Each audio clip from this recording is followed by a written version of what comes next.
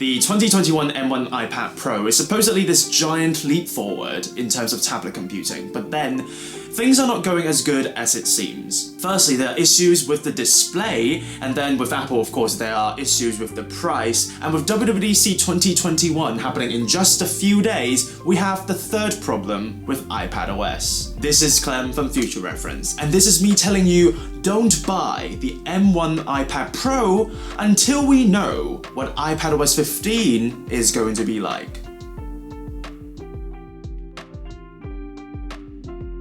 To consider why we should or shouldn't buy the M1 iPad Pro, we need to look at what sort of incentives Apple has given us to consider purchase at all. The new M1 iPad Pro has the same camera system as before and also the same physical design as before, but there are indeed two things that are particularly different compared to the previous iPad Pro. One being the display and one being the processor, and no, 5G doesn't count. Let's start with the display because this is kind of the more complicated feature out of the two. Apple introduced a brand new display called Liquid Display XDR, and to enable that, Apple uses a new display technology called Mini LED. Now, supposedly the advantage of Mini LEDs is that it enables local dimming in the display. By turning off the LEDs in the local area, the display can achieve what people call true blacks. And the end result is that the iPad Pro with Liquid Display XDR can display XDR content more faithfully, making it a more immersive experience. But then the Liquid Display XDR has been proven a mess. Very annoyingly, this display technology with Mini LED is only available on the 12.9-inch model of the iPad Pro. That means if you want an 11-inch iPad Pro with the Liquid Display XDR, then you are, at least for the duration of this year, completely out of luck. And on top of that, you have to pay a premium for that XDR display. The 12.9-inch M1 iPad Pro is $100 more expensive than the 12.9-inch iPad Pro of the previous generations. And you would think that if you're paying extra, of course that display is going to be approaching perfect, right? Ooh, no, not exactly. There are drawbacks to the Mini LED display that Apple has never really explicitly mentioned, and that thing is called blooming. Well, according to Apple's support document, the iPad Pro's Liquid Retina XDR display is designed to improve on the trade-offs of typical local dimming systems where the extreme brightness of LEDs might cause a slight blooming effect.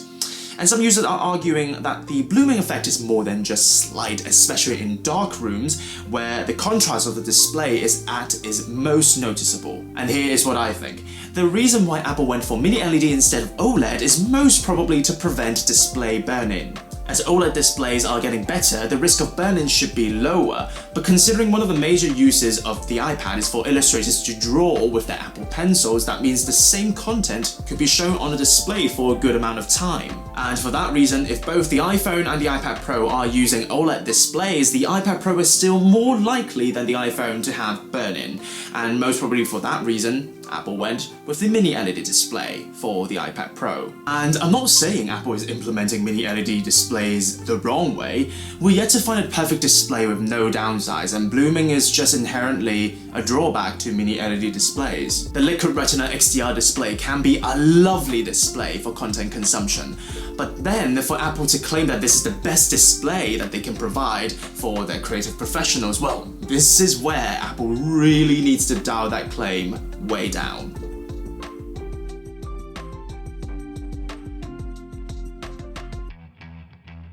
And now, if the new Liquid Retina XDR display cannot really measure up to our expectations, then can the M1 chip be the savior of the 2021 iPad Pro? First and foremost, the one thing we need to be clear at this very point is that the name M1 is just a very arbitrary thing. Apple could have stuck with the previous naming scheme for iPad Pro chips like A14X or A14Z, but no, Apple's really highlighting that the iPad Pro is running the M1 chip, the same chip that's found on the MacBook Air, MacBook Pro, Mac Mini, and a new 24-inch iMac.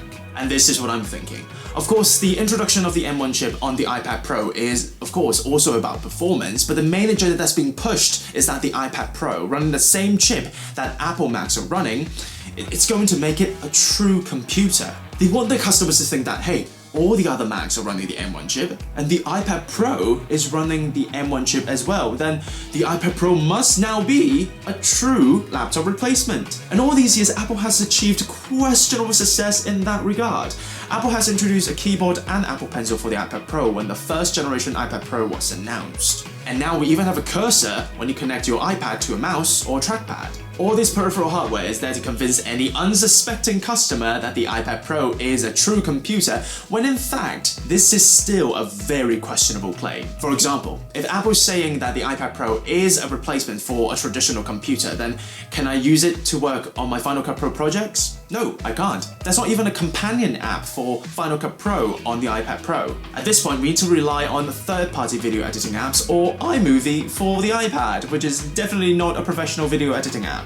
And what's more, as much as the Files app has been improved over the years, it's still a pain to manage files on that. The Finder app on the Mac is just way better than the Files app on the iPad, and this is just one of those challenges that iPadOS 15 needs to at least try to resolve. As much as the M1 chip is super powerful for the iPad Pro, iPadOS 14 is not putting it to good use. It's been revealed on iPadOS 14, apps are limited to using 5GB of RAM at a time, and for an iPad Pro that goes up to 16GB of RAM, we need some optimization to be done there on iPadOS 15.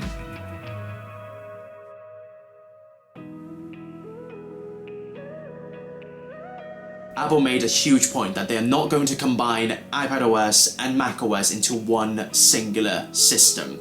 And with Apple pushing the agenda more and more that the iPad Pro is a worthy computer replacement, what iPadOS 15 needs to do is to prove to everyone that Apple has made the right call. The M1 iPad Pro has two main selling points: a new XDR display and the M1 chip. And a new XDR display is already quite disappointing with the blooming effect, especially for something you have to pay extra, an extra $100 over the last generation.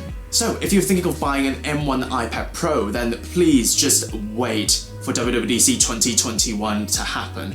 Because I tell you, the M1 chip is only a legitimate selling point if iPadOS 15 is here to deliver its capabilities. And if it doesn't, then save that money, go for a Mac, or even, might I say, go for a Windows computer. WWDC 2021 is just happening in a few days, and at risk of sounding like a massive nerd, this is it. Updates to iOS, iPadOS, macOS, watchOS, and tvOS. These are all the things I've been longing to hear about. As usual, remember to give this video a like and subscribe to the channel for more of my tips, tricks, and reviews. Thank you so much for watching. This has been Clem, and I can't wait to see you again real soon on Future Reference.